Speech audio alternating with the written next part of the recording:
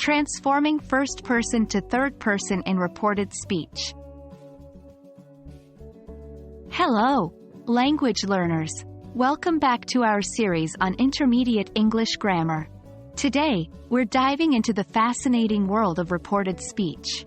Specifically, we'll be focusing on reporting negative statements. But more importantly, within this topic, we'll be learning how to change pronouns and time expressions from first person to third person. Let's get started. When we're reporting what someone else said, we often have to change the perspective from the first person, I, we, to the third person, he, she, it, they. This rule applies particularly to direct speech changing into reported or indirect speech.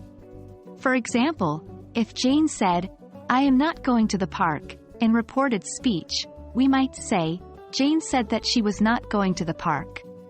This shift helps maintain clarity and context.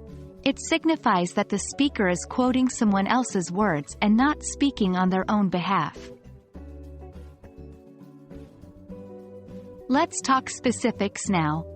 When we're shifting the perspective in reported speech, I and we transform into he, she, it, or they, depending on the context and the person being referred to. So if John says, I don't like bananas, in reported speech, we say, John said that he doesn't like bananas.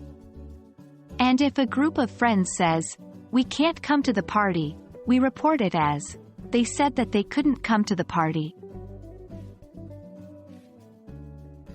While this might seem straightforward, there are a few things to keep in mind.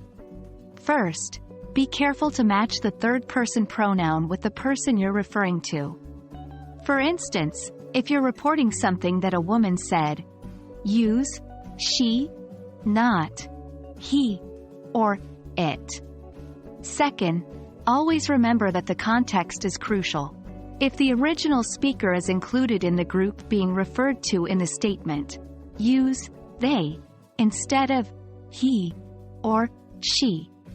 Finally, the tense of the verbs may also need to be shifted back when changing from direct to indirect speech, to match the time that has passed between the original statement and the reported statement. That wraps up our discussion on changing first-person pronouns to third-person in reported speech. We hope this has made the concept clear and simple for you. Remember, practice is key, so make sure you're regularly working on your reported speech. Thank you for joining us today. Keep practicing, and we'll see you in our next video.